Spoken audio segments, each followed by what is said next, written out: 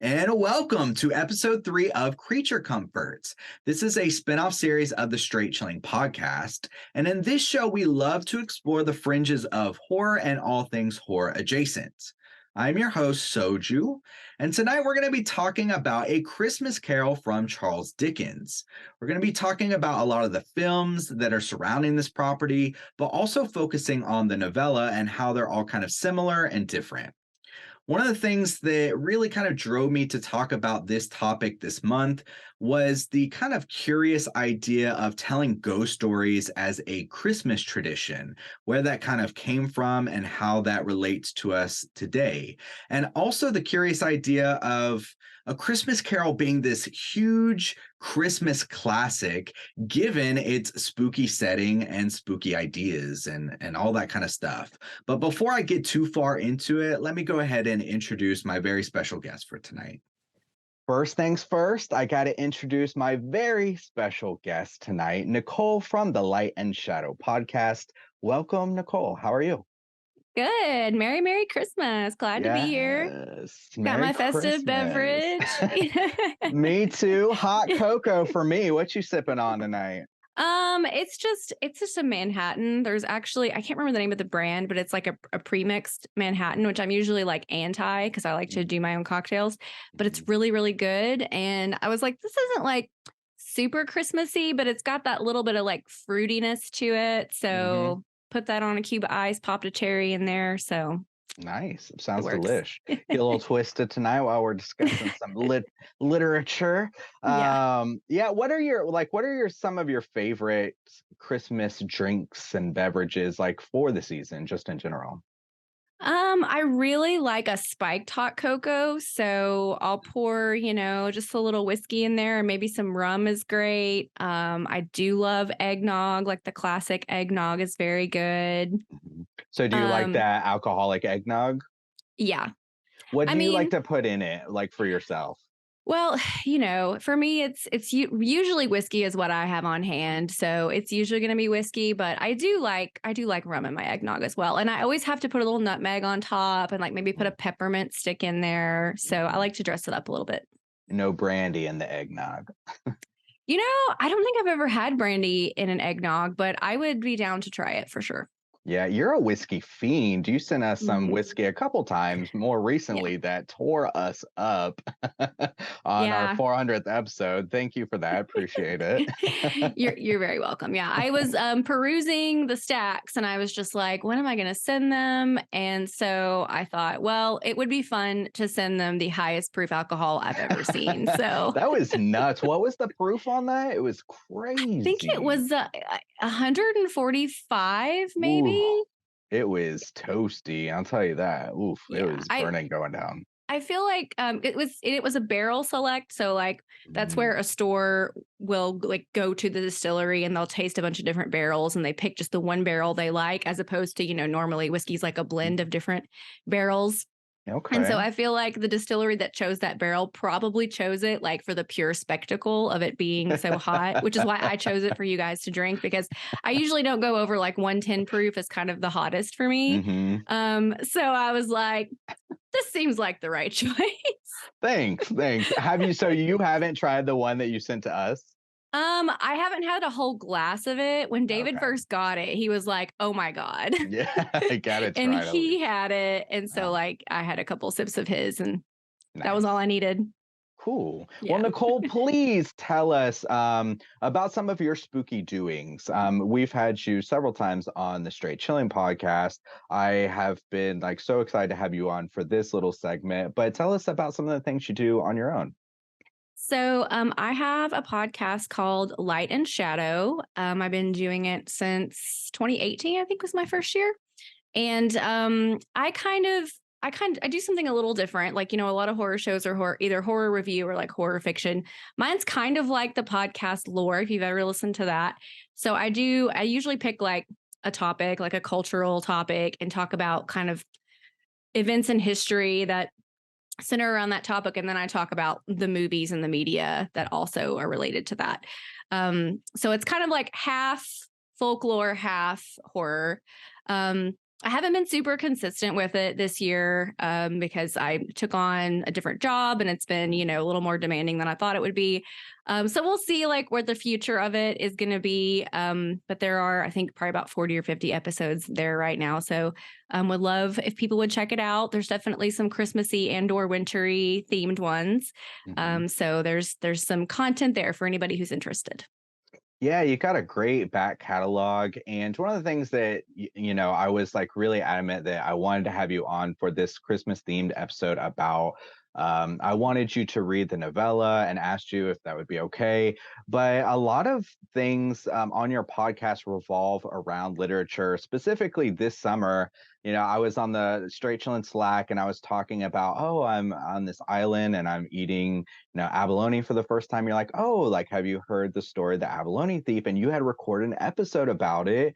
And it was fantastic. I loved reading about that in the summertime on the island. So spooky, so great. And also the first time I ever actually heard the story of the monkey paw was listening to you. I remember that day, like sticking out in my mind. I was like walking the streets of Seoul and I was like, just wanted to have you in my ears. And I never actually heard that story before. And so you have some of those episodes where you get some great spooky literature in there. And so I really appreciate that and enjoy those stories. Well, good. That surprises me that you had never Okay. heard the monkey's paw before. That one's pretty basic. It is, yeah, but it's one of those things that's parodied so many times that, of course, I've seen so many different versions of it, but never the actual like story of it, and that like caught me off guard too. So that was one of the first ones I like gravitated towards. So I was like, I gotta hear this. Yeah, it's So a I was like, great story and like still pretty scary. yeah, it is. So if you enjoy spooky stories, Nichole has a wonderful reading voice, very calming and peaceful, and great story choices. But then you cover other things too. We've talked about Candyman before and a ton of stuff. You talk about some really personal stuff sometimes. So good variety in the horror genre. So thank you for all your work. Well, thank you for listening. Of course, yeah. So tonight I did ask you to do something I haven't asked anybody to do before, but I asked you if you would be okay to read the novel, A Christmas Carol, or novella, Christmas Carol from Charles Dickens. This was released in 1843. Wow. And to kick things off, I wanted to ask you a couple different questions. For this little segment, Creature Comforts, we wanted to talk about, the fringes of horror, horror adjacent things. And so I wanted to ask you, do you think this property, this story, should be considered horror, could be considered horror? And if you could only recommend one of the films or miniseries or anything, one of the visual medias of this story, which one would you recommend? So, I mean, A Christmas Carol is at its heart a ghost story. Mhm. I mean, 95% of the book, there's a ghost in the scene. Yeah.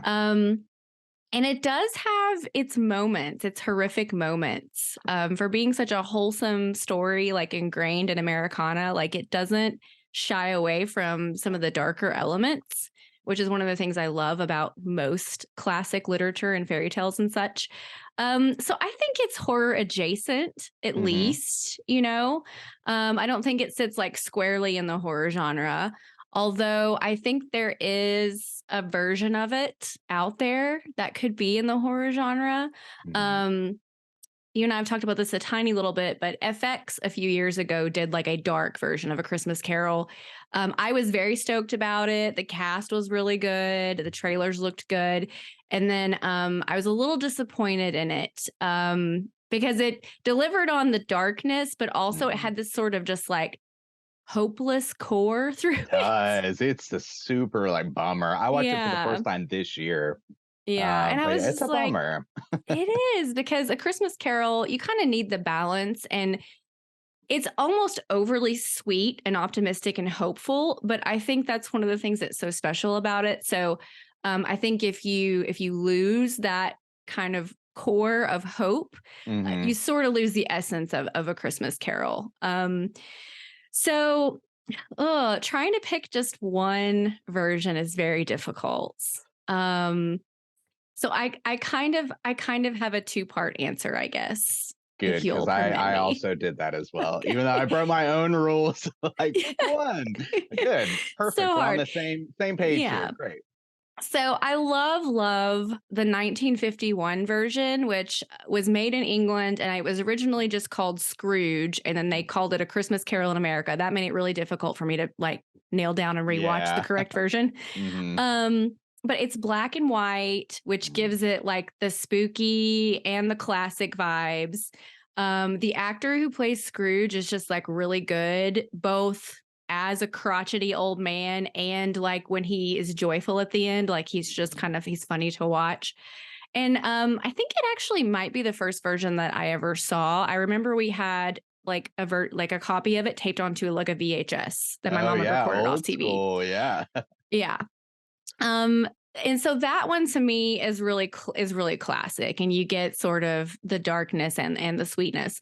Um, so everybody has to watch like a classic version of A Christmas Carol at some point. But to be honest, if hmm I had to pick one version to keep, it's hmm got to be A Muppet Christmas Carol. Oh yeah. I love it so much, and I did hmm not see it until I was an adult, Oh like really? Okay. yeah, maybe early 20s. I had never seen it before. And that movie, it's funny, it's sweet. Michael Caine is such a great Scrooge. Yeah. I mean, I love the Marley and Marley ghosts and like their little song. I love the little no cheeses for us Mises. Like that's turned into its own little like meme. Um, there's just so many great moments. Like even at the end when Gonzo is talking about Tiny Tim, and he's like, and Tiny Tim, who did not die. And I was happy to find that that line is exactly written like that in the book. So I was Yeah. like, this is really sweet. But yeah, it's both kind of spooky and fun. And to me, that is the version that I revisit the most often. So A Muppet Christmas Carol, the least horror answer probably on the list. Yeah, well, I picked that one too for my two-part answer, but I love how straight Michael Caine plays it, surrounded by the Yes. ridiculousness of the Muppet. Yes. Because he keeps it like, nope, I'm doing this like, like it's supposed to be done on the stage or something. And then all around him is the ridiculous, Muppets doing their own like little commentary. And that's wonderful. It's a great blend together. So my answer was going to be a version that like kids have to watch or like maybe your first introduction to this story, and that was going to be my Muppet Christmas Carol. Because I don't know, no, I think the first one I ever watched was A Mickey Christmas Carol as a kid, which does a great job as Hmm. well. It's much shorter, it's only like maybe 30 minutes, but Yeah, Scrooge Muppet, McDuck is great. yeah, Scrooge Mhm. McDuck, and yeah, Fred is Daffy Duck. Wait, is that right? Is that his? Donald.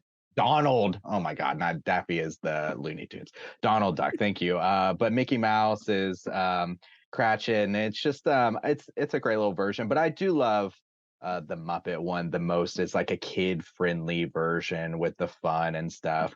But my recommendation, this might be a weird one. 51 is an absolute classic. I watched about 10 versions this season to get ready for this discussion. So they're all kind of like blending together a little bit. But the one that I found to be like so close to the novella, to the written story, like as close as possible, was actually the one from 1999 with Patrick Stewart in it. And actually, Oh, have you seen that one?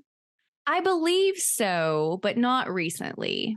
Yeah, so he actually does a good Scrooge too, because what I found this year is I kind of prefer a Scrooge that's not the decrepit old man, kind of like how they do Jim Carrey's or the one from like 1938 where he's like hunched over and stuff.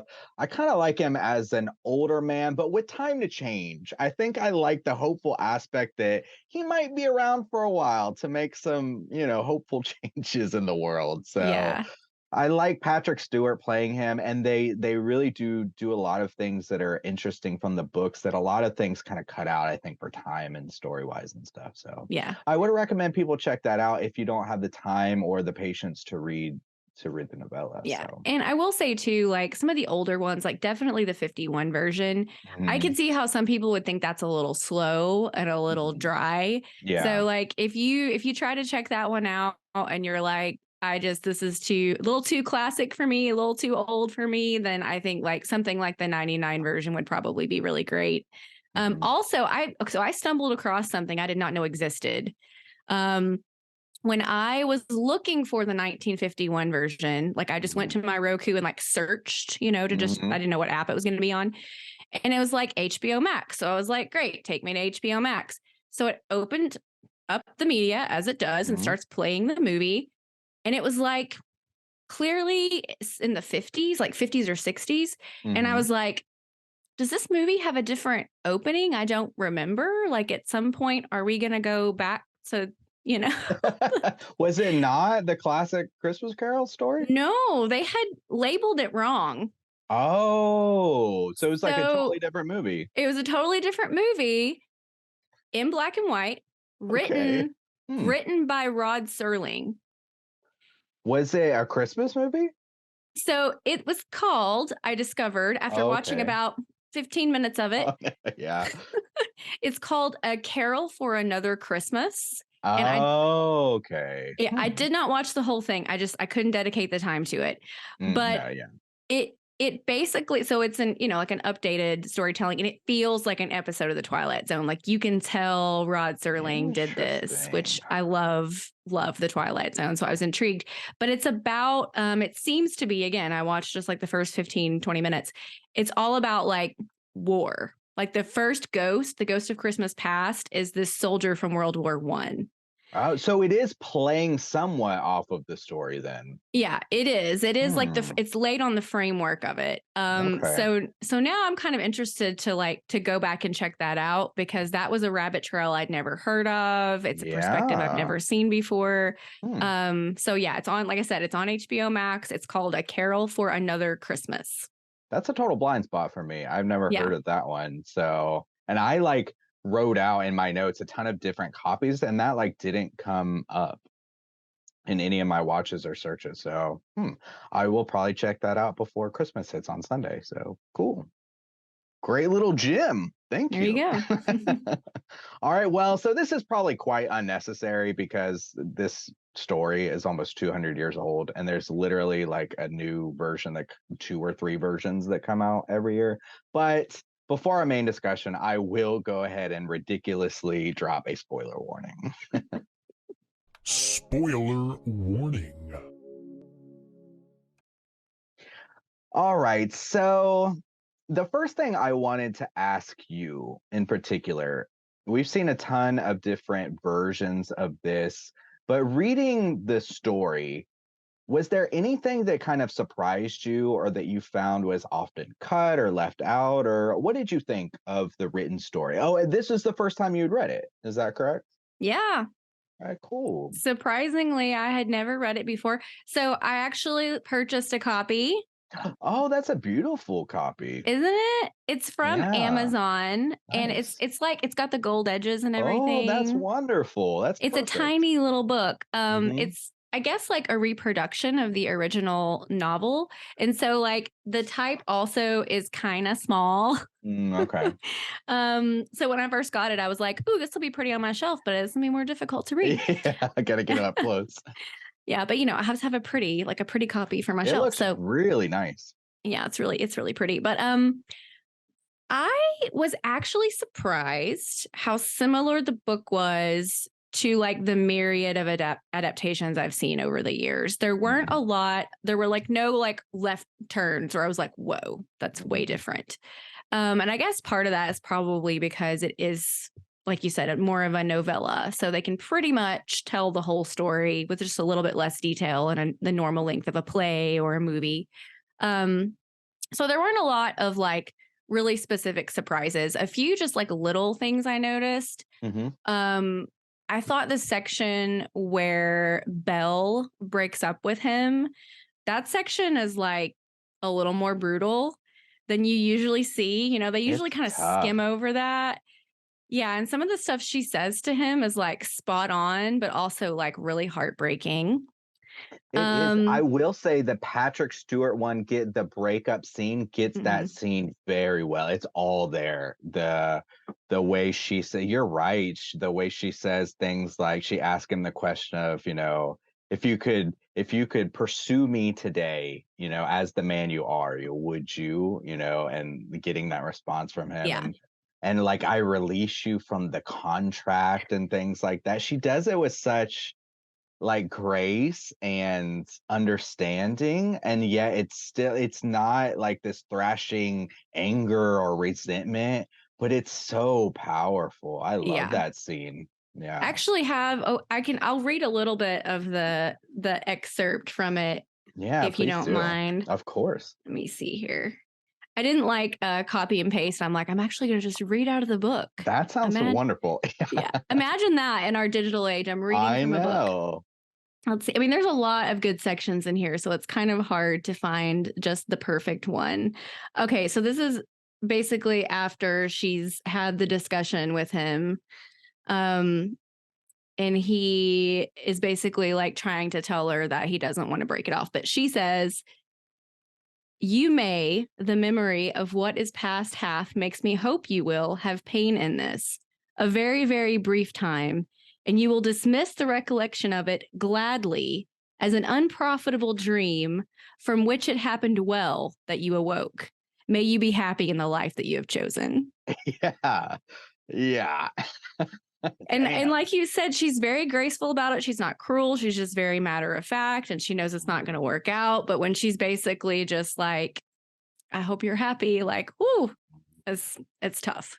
She also, I think this is a great scene too, because she gives some insight into the character that is Scrooge, that I think that is deeper than anybody understands him, because she loved him and she has seen his transformation that we only get glimpses of.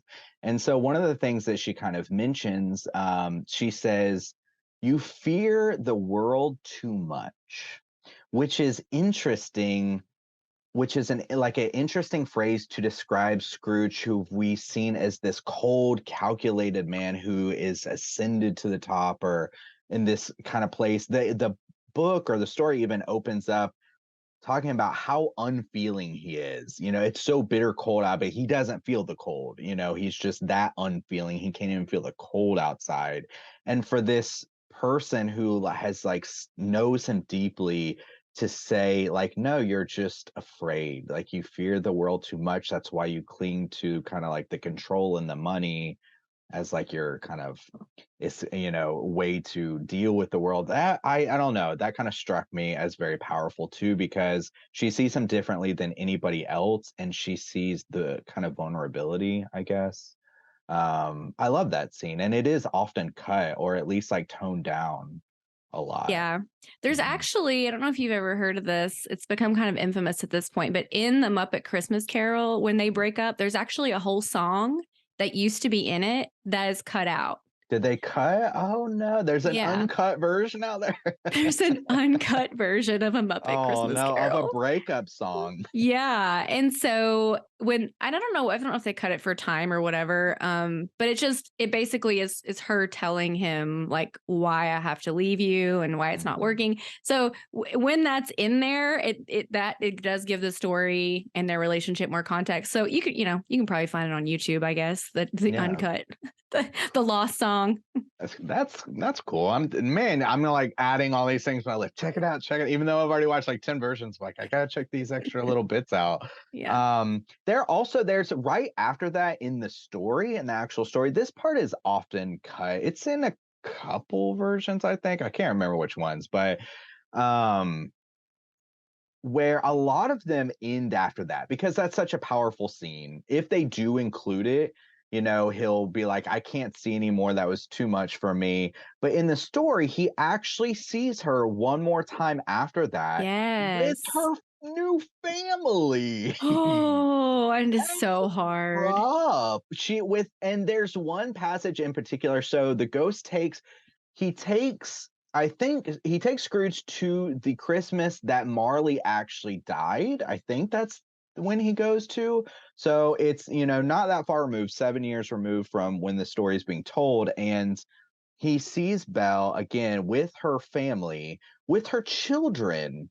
And the spirit actually, like, man, Spirit's kind of a dick. He's like, or there's this mention of he looks into the eyes of one of the girls and realized like that could be his daughter. Mm-hmm. It could be his own eyes looking back at him or something like that. And then like the husband comes in and he's like, you know who I saw today? Old Scrooge or whatever. I'm like, damn man, this scene is rough. Yeah, yeah. It's like, just in case you didn't realize what you lost, I just want to confirm it for you. Yeah, and I think that's I mean, I do understand why it's cut because there's a lot of things focus on the aspect of, like Tiny Tim and him, gaining sympathy for his worker and how he's mistreated him. But to me, in this overall story, those two moments are the moments to me that feel like they really strike at like breaking down the wall that is Scrooge. And so it's nice to have them in the story version and to like get a little bit more of that insight because I think they're both very, very powerful scenes. Yeah, definitely. Because we usually see, a lot, like we usually see all of like the Fezziwig party and all of that, which is great. But yeah, the stuff with him and Belle really, I think, speaks to who he used to be and helps him figure out that like, oh, I can probably get back there again. Mm-hmm. Yeah. So just to give also a little context of this idea of being horror or not horror adjacent. A Christmas Carol came out in 1843, and what a decade, not a decade, 100 years of horror, because I want to mention in context what was coming out around it. Frankenstein came out in 1818, Dracula was 1897, and Dr. Jekyll, Mr. Hyde was 1886. So a lot of great classic horror tales coming out at that time. But also just kind of the idea of Christmas traditions and also the idea of telling ghost stories at Christmas time and how that's kind of like connected and powerful in this type of story. But it's even still today, A Christmas Carol is so popular now, but everything today still all very jolly, bright lights. And this one still kind of sticks out as, the really dark one about ghost. And even when they play it for kids, they try to like soften it as much as possible, of course. But I like that idea, and I found some interesting quotes about it, and just kind of like talking about the overall tradition of telling ghost stories. And it says, like, based in folklore and the supernatural, it was a tradition the Puritans frowned on, so it never gained much traction in America. Washington Irving helped resurrect a number of forgotten Christmas traditions in the early 19th century, but it really was Dickens who popularized the notion of telling ghost stories on Christmas Eve. But this was something that, he didn't like pull out of his mind. It's much more of a British type of tradition.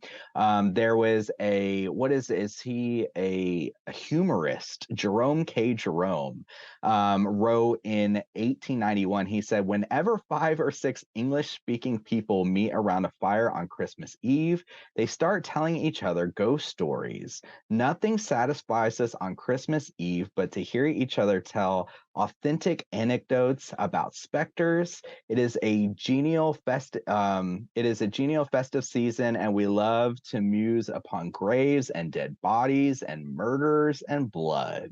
And that made me think a lot about like the Penny Dreadfuls and like stuff like that coming out. So I love that. That idea of it being kind of more popular even back then, and like capturing that time, this story capturing that time and that tradition and like carrying it on now almost 200 years later. Yeah, this was not something I was aware of until more recent years, that it used to be a tradition to tell ghost stories on Christmas Eve. And I was like, what a bummer that we don't do that anymore. And I find it really fascinating that like the Puritans are the ones that nixed it, because usually you think about Christians and Christmas, like we're all for it, Hmm. all the Christmas celebrations all the time. So it's interesting to me that a, really strict Christian group is like, no, like we can't have feasts, we can't have festivities, like we can't have fun, like we got, we Hmm. got to nix it. So I found that super interesting. Yeah, well, and also that's a great connection too, because this happens like with a lot of you know, big holidays that we have now, Halloween in particular. But for Christmas, I have another little blurb here that says Christmas, as celebrated in Europe and the US, was originally connected to the pagan winter solstice celebration and the festival known as Yule. The darkest day of the year was seen Mhm. by many as a time when the dead would have particularly good access to the living.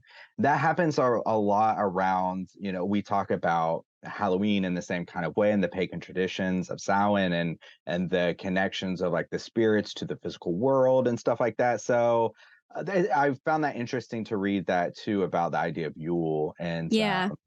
the pagan traditions Well, and I've read in a couple different places that that's possibly part of the origin of telling ghost stories as well, because people would gather around at this time of year. And with the winter solstice, it's the longest, darkest night of the year. They would gather together for safety. mm, And that inevitably they would tell stories when they mhm. were together, because that's what humans do. We tell each other stories.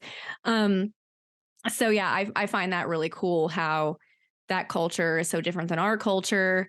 And yet here we are, maybe not specifically at Christmas, but I think especially with the advent of podcasts, I mean, everybody thought, oh, well, audio storytelling is dead because radio is dead. And then here come podcasts, Yeah, here we and are. all of a sudden storytelling is really popular again. So I think there's something about that gathering at Christmas to tell stories, regardless of like the origins or the culture, that speaks to something really true and who humans are even now in our very different modern times. Hmm.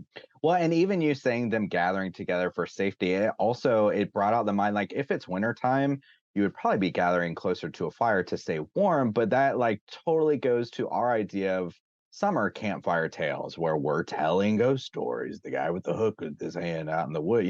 So it's so awesome how all that kind of stuff is connected and like transcends time and cultures and all that kind of stuff. So wonderful, absolutely wonderful. Um, Back to the story. So generally, I don't. What do you think? Of this story. You were talking about the idea of hope and how like the FX one definitely like didn't have that, and that one definitely took its own liberties and went like all over the place with some really dark stuff. But well, what do you think about Scrooge and his arc and like what he goes through in this story?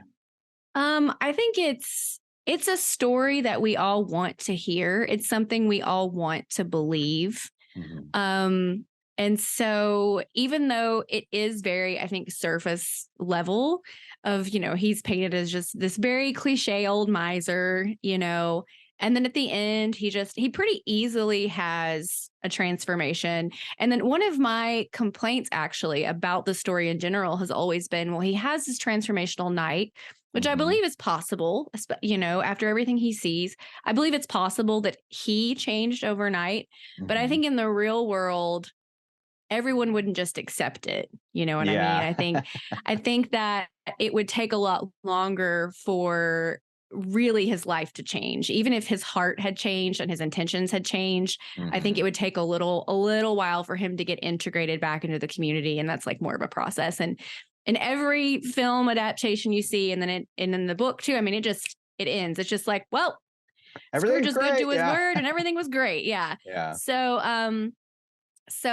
that's always been like a little bit of a shortcoming to me, Mhm. but I think it's like it's probably has to do with the length as well. Like I'm still here for it, even though like it's a little bit of a criticism. Like I still believe it, Mhm. um, and I think that that's sort of the core of this book is, like I said, the hope and the belief. Like people want to see this story turn out well. Like Mhm. nobody wants to see like with the ghost of Christmas future and like Scrooge is going to die alone and no one loves him and they mock him. Like no one really wants to see that. So Mhm. I think there's a reason why this little simple story has persevered for so long.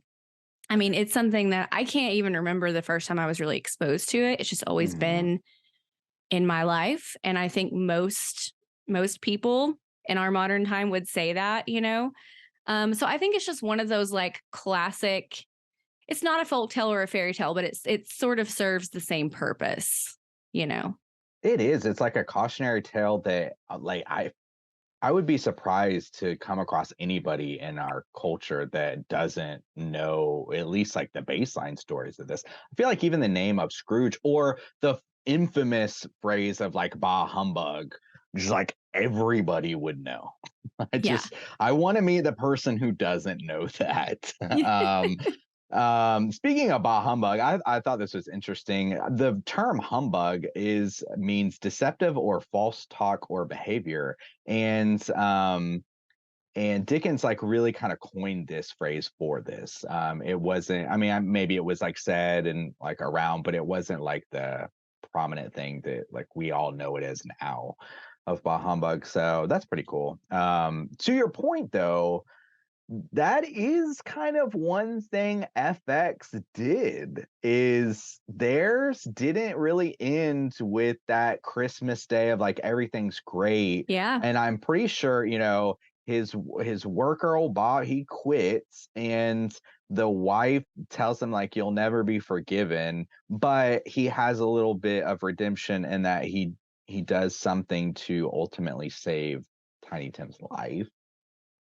Yeah, that was the one So thing yeah. I actually really liked about that adaptation is, you know, we know he's changed, but I do remember specifically Mrs. Cratchit was just kind of like, Yeah. I'm not gonna let you off the hook yet. Which I feel like I said, I think after sort of an entire adulthood of Mhm. treating people horribly, it would just take a little more to gain people's trust. So that is the one thing I did like about that adaptation.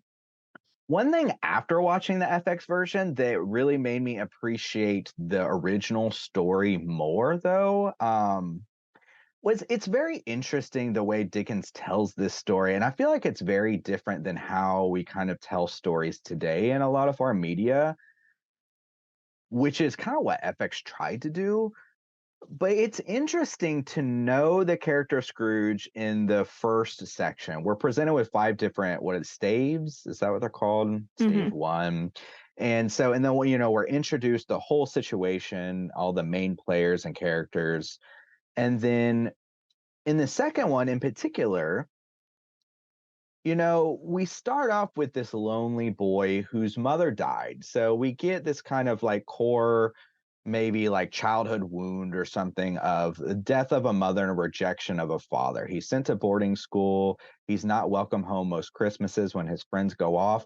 But still in his youth, his father softens and he is welcomed back home. And we don't really know what happened with that relationship, but we do know that there was some sort of healing there. But even more interestingly is when we go to the next part of Fezziwig, who is clearly a father type figure to Scrooge, and that whole scene is like wonderful and full of love and acceptance and joy on a Christmas, you know, in early adulthood. And there was one particular quote from that one that like really was powerful to me. Man, the past two, I guess, is like so emotionally powerful to me, more than any of the other ones, I think. But he says something about the spirits, like I think, kind of mocking him a little bit. Of like, oh, you know, does Fezziwig deserve that much praise? He only spent like $3 or $4, pounds or whatever on this party. And he's like, I love Scrooge's reaction of like, he gets like pissed off about it and he's like he had the power to make us happy. Hmm. This realization of like the decisions he made changed whether in our daily life was a burden or life was light and joyful. And man, God, if that isn't so goddamn like powerful and Mm-hmm. emotional, because of course he treats, you know, his worker the exact opposite and goes out of Yeah. it, won't even let him burn some damn coal to warm up. And it's just like, man, that is just so emotionally powerful for him to have that realization, but even not in a realization type of sense. It's like he's being, you know, he's fighting against the spirit. Like, don't you dare speak against him. Like, you don't realize the power that he had. It's like, man, oh, it was so powerful to me, but also interesting because he has this positive type of father figure, these positive experiences of Christmas. He falls in love at this time. And then there's this jump, and we assume, you know, he just gets cold and bitter as he gets older and fears the world. And so he clings to his money. But it's not this just like, you know, he was rejected by his father and his mother died. And that's why he's just become this cold, bitter thing inside. And, you know, like we're trying to explain Michael Myers away or something, you know, it's like, but it's got more nuance to it. It's just like, Mm-hmm. yeah, sometimes it's like people get older and they, you know, until they look it in the face and see the path that they've chosen, that, you know, it's not like this big realization. It's just like you go through life and then you look back and you're like, shit, I'm a bitter old crusty man, and like it wasn't really even necessary. Somebody loved me, somebody treated me well, I had a positive father figure and stuff like that. And it's like, huh, Yeah, yeah, I that's pretty think different. it's not something I've really thought about until you're talking about it, but because think, you know, in the time this was written and in the world Scrooge lives in, I mean, that's probably common for a lot of people. I'm pretty sure it says his mom died in childbirth. And With like his his sister, dad, yeah. yeah, and his dad being distant and sending him off to boarding school, that probably happened to a lot of boys. A lot of his peers probably had that Yeah. exact same experience. And like you said, he's worked in a positive work environment. And Mhm. like it was probably a successful business, or he wouldn't be employed there. So it's like this, you know, Fezzy. I keep wanting to say Fozziwig. It's really No, difficult it's all not right. to. I will So, mispronounce so many things just because my mind gets tripped up as I'm trying to think yeah. and talk at the same time. So like Fezziwig though is like teaching him how to be a good businessman, but is also like, I'm going to spend this money and we're going to have a party. You need to quit working. Like it's time to have fun. We're not going to talk about business. So and like you said, he fell in love with someone. So he's had positive experiences. Like we all do. We have bad experiences. We have good experiences. And so it does seem like it has been like a personal journey of bitterness. So Mhm. we feel for him a little bit, but it's also like, but he's made some choices that have put him on this road. Yeah, he's had plenty of opportunities to have a joyful, positive, loving type of life. So yeah. Um, one thing I mentioned to you before this podcast, before we start talking, that I wanted to kind of mention because it's interesting. I'm talking a lot about the past. I feel kind of bad. We need to like cover some of the other areas, I have but stuff for the present, so no worries. yeah. Last thing for the past is a lot of the film adaptations like really struggle to capture the ghost of Christmas past. And it's understandable because the way it's described in the book is very, very strange. And I have the passage. Would you like me to read it this time, or would you like to read it from the book? I can't remember. You don't have You this passage you ready, go right? ahead. Yeah, I don't have it Okay. marked on my in my book. I just copied and pasted. I need to get that awesome version of yours so I can like make awesome little notes. But just it's kind of long, but the way it's kind of described, it was a strange figure like a child, yet not so like a child, as like an old man, viewed through some supernatural medium, which gave him the appearance of having receded from the view and being diminished to a child's proportions. Its hair, which hung about its neck and down its back, was white as if with age, and yet the face had not a wrinkle in it, and it had the tenderest bloom on the skin. The arms were very long and muscular, the hands the same, as if its holds were of uncommon strength. Its legs and feet more delicately formed. Um, uh, were like those upper members, bare. But the strangest thing about it was from the crown on its head, there sprung a clear jet of light by which all was visible. And it like kind of goes on and on and on to kind of like describe this weird figure. The best, I will say, the best or the most kind of interesting version I did see, there's this animated version from 1971, I want to say, that does like it's a pretty interesting animation of how they make this thing look, where it kind of makes it look like a figure that flickers as if it's a candle, which means to say Oh. the animation shows its like leg over here, but only like lightly, as if they lightly drew it, and like its legs over here. It's like very interesting. But the Patrick Stewart one does this one kind of rough. It's just like an old dude in like white face paint. It's like the roughest part of that one. But I don't like the Jim Carrey one a lot because this one is so weird. It's really disturbing in the Jim Carrey one. Have you ever seen the Jim Carrey Disney one? Yes, I am not a fan of that adaptation at Me all. neither. Me Um, neither. I do not remember what the ghost looks like in that one though. It looks like a little candle, but I think what they did with it is they took it's an animation, but if I seem to remember, they took like a man's real face and like kind of projected it onto this kind of like candle-like flame. It's really weird.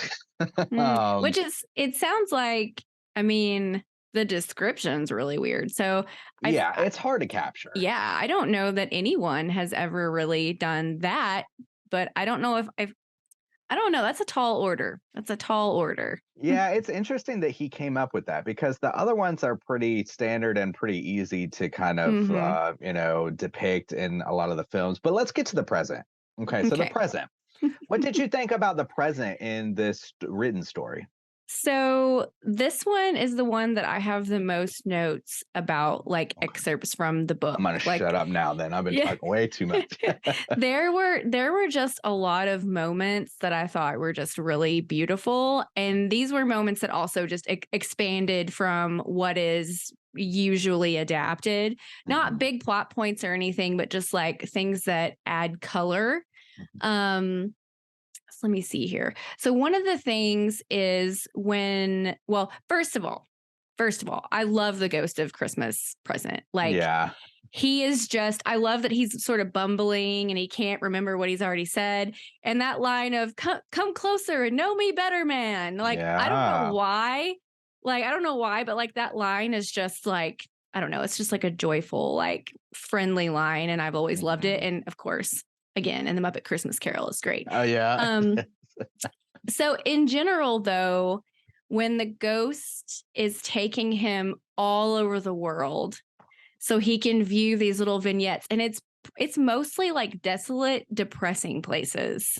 And you Yeah. see these places, like he starts on the street with like, people that are excited and going to their friends' houses. And there's a mention of like, there's so many people on the street. I don't know if anybody's actually home to receive anyone because Mm. everyone seems to be out on the street, and it starts there, but then he goes far and wide to these, yeah, like depressing, lonely places, but people are thankful and they're joyful and they're celebrating Christmas. And so that really struck me as an important thing for Scrooge to see. So let me read a couple of those because those are really pretty. Okay, let me see here. Now, I will say this is something that a lot of the film versions kind of cut to these little Mm-hmm. vignettes, or they don't always include them because, like I said, they focus a lot on Tiny Tim. But yeah, I like seeing these little vignettes written out too. So this one's about they go out into like the ocean, and it says, built upon a dismal reef of sunken rocks, some league or so from shore, on which the waters chafed and dashed the wild year through, there stood a solitary lighthouse. Great heaps of seaweed clung to its base, and storm birds, born of the wind, one might suppose, as seaweed of the water, rose and fell about it like the waves they skimmed. But even here, two men who watched the light had made a fire that through the loophole in the thick stone wall shed out a ray of brightness on the awful sea. Joining their hands over the rough table at which they sat, they wished each other Merry Christmas in their can of grog, and one of them, the elder two, with his face all damaged and scarred with hard weather, as the figurehead of an old ship might be, struck up a sturdy song that was like a gale in itself.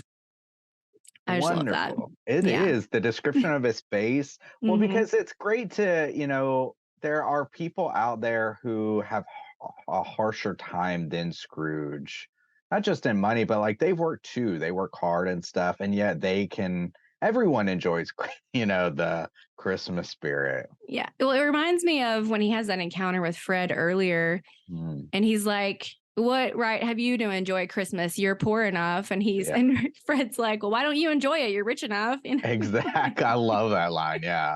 Yeah, Yeah. that is great. Just that kind of beam of light to the dark sea. You're right. I didn't pick up on the choices of where they go because they do the lighthouse and like a ship and a cottage.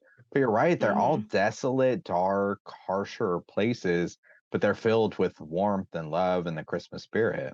Yeah. Yeah. There's another. Let's see. There's another one. Let me see if it's worth reading. Much they saw and far they went, and many happy homes they visited, but always with a happy end. The spirits stood beside sick beds, and they were cheerful. On foreign lands, and they were close at home. By struggling men, and they were patient in their greater hope. By poverty, and it was rich. And it goes on and on and on. So it's this contrast of difficult circumstances, but people are still happy. Yeah, that's awesome. Good Yeah, old I love that. present. I like that too because that's a little bit of where present as a ghost kind of goes. He Hmm. starts off very welcoming and he's the one where, Scrooge actually he's very resentful towards the past ghost, understandably. But the present one, he actually kind of starts to melt him a little bit in Yeah. personality. But the turn that the ghost takes where he only lives for a night, which he tells you at the beginning, but it's kind of like in a riddle, like I've had this many brothers, Hmm. and then he starts to die at the end, and then you get the children of ignorance and want. That's just like a really great turn that kind of fits that idea too of like the light and the dark, like juxtaposed against each other. So um this is a Yeah, great but what a section. shift though. Like that Yeah. section, because it's all very jolly and then all of a Mhm. sudden it's this darkness and then he's just gone, which really sets the stage for the ghost of Christmas yet to come, if you want to call him that. But Mhm. one more thing I want to talk about though before we leave the world of Yeah, yeah, present yeah. is Fred and like his friends and that whole party. Mhm. Like we do see Scrooge like he wants to like be in on the party, and it's almost like he keeps forgetting that he's not really there, and he wants to Mhm. play along.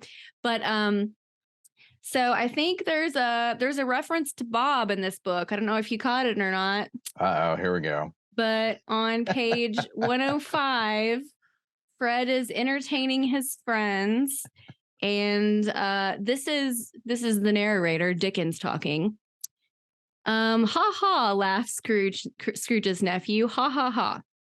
If you should happen, by any unlikely chance, to know a man more blessed in a laugh than Scrooge's nephew, all I can say is I should like to know him too. Introduce him to me, and I'll cultivate his acquaintance. I think Dickens would have appreciated Bob's laugh.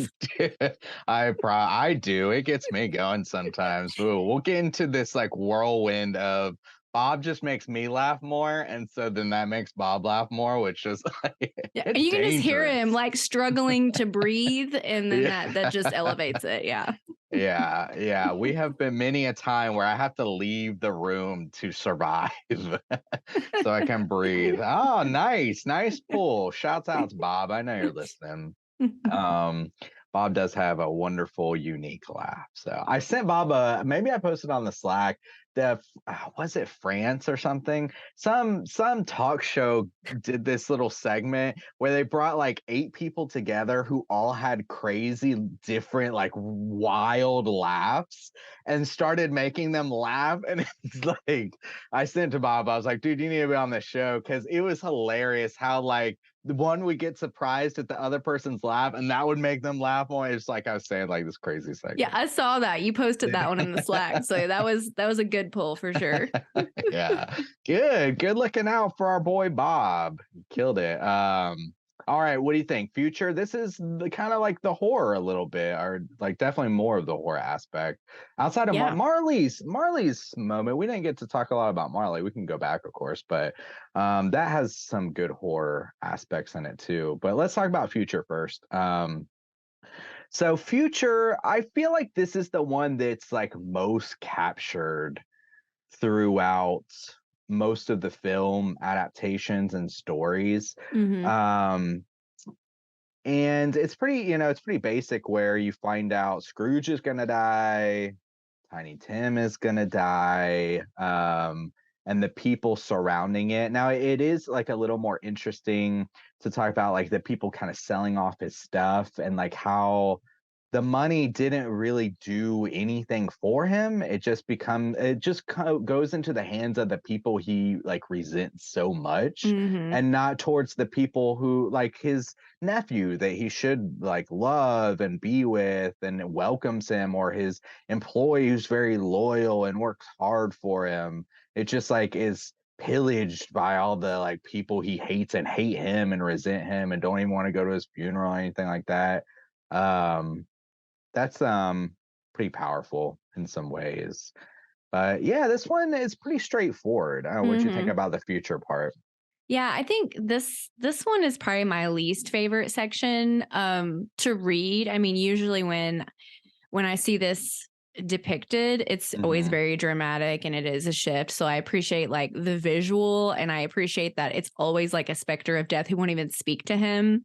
Mhm. Um so they're not letting him off the hook, and then he kind of has to just come up with his own answers, which it's kind of like at this point this is like the final exam, right? It's like we've showed you this, like are you picking up on it? Um but I've always found it just a little bit unbelievable that he doesn't realize it's him, which I guess he probably does, but he just doesn't want to acknowledge it. But I mean, from the get go, he should know, oh, I'm the dead guy. There should Yeah. be no Yeah. surprises there at all. Mhm. But probably he just doesn't want to believe it. Doesn't want to accept. Yeah.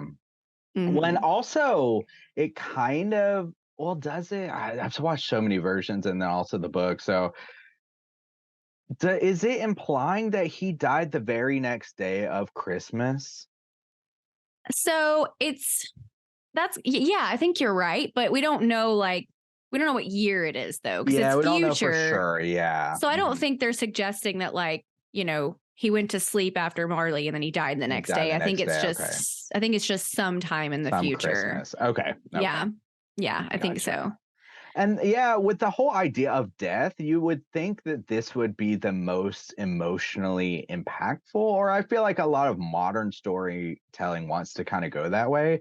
But as we said before, present and past had the more kind of gut wrenching moments for me. And future just kind of plays out to where you're kind of like, yeah, I kind of knew where this was going. Yeah, I think when we get to future, again, other than just the pure spectacle of it, it's Hmm. like, okay, like let's get through this and like have him wake up and move on to the good things in life. So it's I guess it's like a necessary step for him to like, dude, like we're not kidding around. If you don't change, like this is gonna happen. Hmm. So I guess it's that last little push that he needs. But yeah, it's always been kind of the most basic section to me. Yeah, I agree. With that, let's like scooch a little bit back, since this is like kind of horror adjacent. Marley, that's like another fantastic scene where Marley actually shows up. He's the door knocker. And Mhm. one thing that really kind of stuck out to me in that like idea or realms of horror, I like the idea of this kind of purgatory hell-ish type of thing, where if you didn't do the good things in life, that you're forced to like want to do them and Mm-hmm. to kind of get out of this situation. Like, oh, I want to like help people so I'm not stuck in purgatory, but like you absolutely can't. And then that makes you kind of like suffer more. But the horror kind of like aspect, I love when he two things when he says many a days I have kind of like sat next to you want and it's like what the Yeah. fuck. Yeah. That's very spooky. And that is another thing that I think I have seen this little bit in an adaptation, but yeah, when he says that, you see people all around you and you want to help them, but now you can't, the fact that like after you're dead, you would have some kind of change from who you were in life, or maybe you just see things clearer.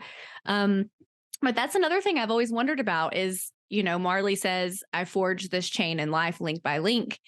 And so to me, Scrooge, if he's forged it link by link, then going through his life, his chains aren't going to be gone in an instant. He has to work all his life to take the links away.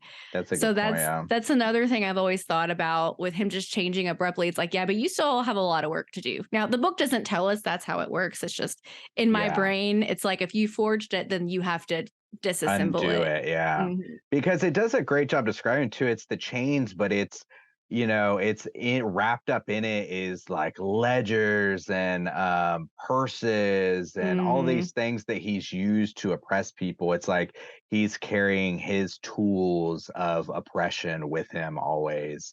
And then I love when he goes to the window. This is something that the 1999 version does. The effects are a little wonky, unfortunately, on it, but I like that they do this scene where you go and there's like ghosts everywhere, and there's one specifically you see like mourning this woman essentially like kind of maybe freezing to death with her child out on Christmas morning. So it's like, ooh, that's pretty rough. But just like them walk, all around is like a very spooky image and sets like a really spooky tone.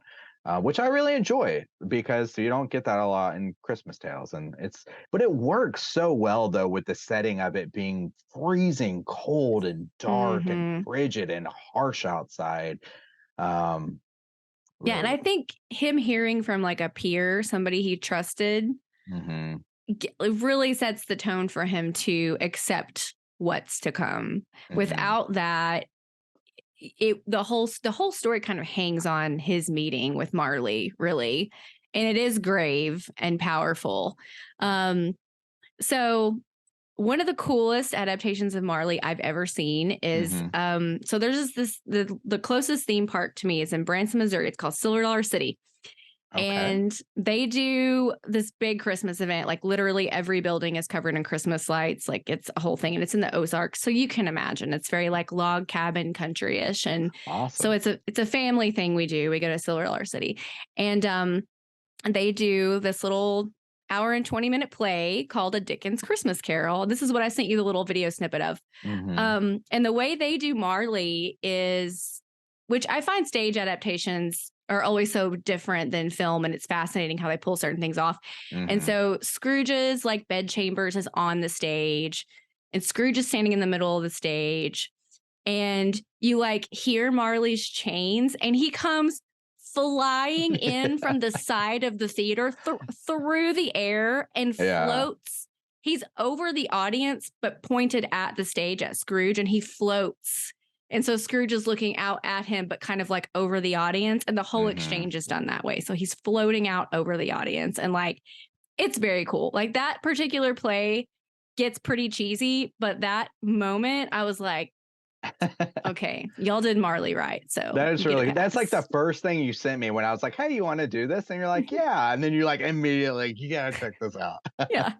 Which I was already like, obligated and slated to go to that with my mother. So I was like, oh, perfect. This is double duty. It's fun and, research. Yeah, that's cool. Yeah, it is fun and that's one of the things that is great about all the different versions of this. Everybody kind of does it a little bit differently. And one of the things that I did appreciate about the FX is like, I don't like a lot of the choices they made, but I appreciate that there is a dark version out there. because there's so many versions up there that it's like Mhm. really like take your pick. What's your flavor? Yeah. It's out there for you. And so I appreciate that there's so much variety. And each one has its own little specific thing. And then there's plays. I think I've seen this in a live stage play before. But so before I moved to Korea, I used to read this like every year for Christmas, starting like when I was in college. So probably about 6 or 7 years, I read it straight, and then I just don't read anymore after it 'cause I can't take my books with me. So they're just packed Oh. away at my parents' house. So I did get my old book out though and read that one. But um, so yeah, all right. Well, this has been a fantastic discussion. I've kept you a little bit later than I intended to. Would you like to play a Rotten Tomatoes game though, real quick? Always. Okay, so we typically rate this out of 5. Even with this is the first time I've ever done something like this where it's a story, but it's like made into like so many different movies. But I mean, I guess, would you like to rate it? What do you think out of 5? Are you gonna rate it less? Or, I don't know. What do you think? I mean, I'm definitely gonna give it a 5. Yeah, I mean, guys, that's the thing. This is such a powerful classic tale, book, movie. Like, so many movies, so many adaptations. Like I said, I would be like baffled if I met somebody who didn't like at least know a little bit about this story and didn't like Mhm. know bah humbug or something. Like blow my mind probably. There I did make some notes though too. Some of the earliest version of this 1901.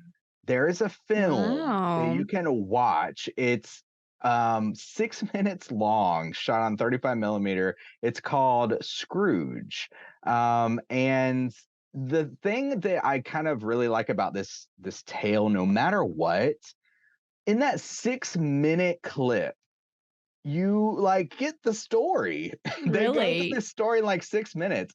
Mickey's Christmas Carol, they do it in like 23 minutes, and you get the beats of it. It can be a very complicated, in-depth story that like carries a lot of emotional weight, but it can also be told like with Muppets and when Mickey cartoons and in a 6 minute silent short. It's wild. So yeah, 1901, check that out if you're interested. Like I said, it's only 6 minutes long. It's super interesting. And it's almost 200 years old now, this story, Mhm. and it's people still love it and enjoy it today. So yeah, of course it's a Um, five. One of the things that I read, there's like a little like foreword or introduction or whatever in the Mhm. version I have, and it said that this book was wildly popular upon release. Like it did very well. And so Mhm. what people would often do is they would get together at Christmas time and they would read this aloud to each other. So, there was no TV. Yeah, so yeah. this so this is what they would do for entertainment, and I think that's part of the reason why it has endured, and I'm sure that that's why it was so easy for it to translate to stage and then translate to film because people were already sitting around reading it to each other, and I'm sure taking the different parts and everything. So I think, while we're talking about adaptations, I think that seems to be the natural fit of sort of how that happened. Yeah. And that feels so naturally pure for something to be good. Like we were talking about before, the tradition of telling stories and how that just feels like ingrained in us. And, stories that lend themselves to that, like stand the test of time, like this one. So fantastic. 5 out of 5, of course, classic. Let's play a little Rotten Tomatoes. Here we go. All right. So for this, there's only 2 of us, so we can't play it the traditional straight chilling way. So you got to beat the house on this one, Nicole. Okay. Okay. So I'm going to give you 3 different choices, or we're going to play like 3 different rounds, and Okay. you just have to guess correctly. So round number 1, Scrooged, 1988 Okay. versus the Disney version, the Jim Carrey version that came out in 2009. Which version do you think is higher on the critic score? Scrooged. Scrooged. Okay. Mhm. You are correct. Scrooged in 1988, which a lot of people love. Honestly, I know people are gonna hate me for this. I'm not that crazy about it. I didn't grow up with it. It's pretty good, but it's not as classic as a lot of people say. I've never seen the whole thing. Really? Okay, yeah. So, Yeah. yeah, I'm not crazy about it. But 69%, hell, on the yeah, on Scrooge 1988, Disney 2009, 53%. It Ugh. was not good. You know what I don't like? That animation. No. It No. creeps me out. Animation's not good. And like this is a rabbit trail, but I have to go down it briefly. I think I know what you're gonna say. Jim Carrey, Oh, okay, no. God bless him, not a fan. So Okay. I think Jim Carrey is really good when he's in more serious roles, like Okay. when he sort of takes off the character of Jim Carrey and it's just a human acting. But like in general, like I'm not a fan of Jim Carrey as the Grinch. So yeah, between the animation style and then just me not being a fan of over the top Jim Carrey, it was not a win for me. Well, I thought you were going to go towards the Polar Express, which uses the same animation. And a lot of people love Polar Express, and I've tried a lot. I've really, my grandmother loves Polar Express so much, and I just can't. That animation creeps me out. It just like really weirds me out. You know, I've never seen all of that movie either because Okay. when I was a kid in elementary school, like I remember our teacher like reading us that book, and the illustration in that book is so beautiful and like soft and warm that yeah, like I can imagine that like it just wouldn't quite ring true. Yeah. Yeah. I don't like that animation. So weird. All right. So one for you, Nichole. Okay. Round two. So one that you mentioned, 1951 versus 1938, A Christmas Carol. Which do you think is higher on the critic score? Oh, that's very difficult. I'm gonna go with 1951 though, just because I love it. Okay. A lot of people do. It is considered a classic. A lot of people love 1938 though too. Those are often like competing for what's the best. But no, wrong on this one. So one for me, one for you. 1951 is sitting at an 86%. 1938, 100%. Not one of the critics said they didn't, put it at a negative. So I got to revisit. yeah. All right, here it goes. I try to keep them within the same kind of like range. The last one, The Muppet Christmas Carol, okay, versus Mickey's Christmas Carol, which is a little like not necessarily fair because Mickey's Christmas Carol isn't like a full length film, but I tried to kind of stick with similar types of things. So all right, here we go. Okay. My gut's telling me Muppet Christmas Carol. Okay. I'm gonna get a hell yeet. Nichole, I'm sorry to tell you that A Muppet Christmas Carol is at 77%, so positive. But Mickey's Christmas Carol is another one that's sitting at 100%. Nobody dissented on Mickey's Christmas Carol. No way. Yeah, I thought the critics would just love on Michael Caine and everyone loves the Muppets. Come on. It could be the musical aspect. Some people really, I typically get a little sour with musical stuff, but I'm definitely much more forgiving with kids stuff. So yeah. And I will say too, one of the things I noticed when I was rewatching Muppet Christmas Carol this year is like Michael Caine's like not really a good singer. Like so like his little musical number at the end is not great, but it's really endearing because he's just like a real person like singing his little Christmas song. And so I found he's good enough to like not be cringy, but like I don't know, I found it endearing. Yeah, it is. It is a great adaptation. I love it.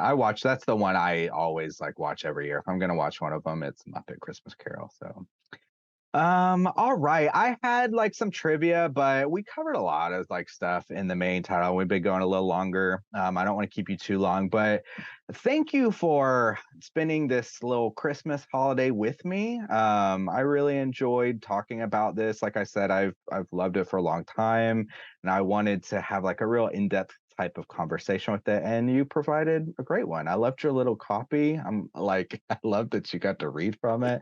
That's Yeah. perfect. And we're heading into, this will be released a few days before Christmas, but it just feels right. The week of Christmas, talking about A Christmas Carol with you. I really enjoyed it. One more time, can you please tell us all where people can find you if they want to find more of your stuff? Sure. So I am Light and Shadow, a horror podcast. You can find me on all the regular podcatchers, Instagram and Facebook at Light and Shadow Pod. I have an episode. It's Dead of Winter is the name of it. And I talk a little bit about Christmas history and stuff, if you guys want to check that out. And then also there are a few other podcast episodes that I think would be good to listen to if you're interested in either history of Christmas or A Christmas Carol. I mentioned Lore earlier. Mhm. That podcast is fantastic. Episode 188, Hide and Seek. They talk a little bit about like the Puritans and, the history of telling ghost stories and all that. Mhm. There's this great podcast called Shadows at the Door. They Okay. do a lot. It's two British guys, and they do a lot of classic literature, Okay. but they do these drunk episodes. And so they have episode 19 is a drunk Christmas story, and it's the two of them sort of like telling a Christmas carol, but they're drunk. So they're getting names wrong. They're stumbling over it. Like it's just a fun, different way to listen to it. And then finally, there is a Stephen King short story because, of course, I'm going to work my love of Stephen course, King you in got every to. conversation. Yeah. The man, the man is just, he's a great richness of cultural relevance. So Mhm. there is a story called The Breathing Method in Mm. the short story collection, Different Seasons. And it's about winter, but it's about this group of, it's like this men's club. I can't remember what decade, but in the past. And they come together around the fire and they tell each other stories, not necessarily at Christmas time, but like that's what they do. They try to tell the best story. And Mm. one of them tells this story about this woman at Christmas time. And so it's a great read, I think, relevant to what we're talking about. So Cool. there you go. I plugged my stuff and more. Yeah, thank you for those recommendations.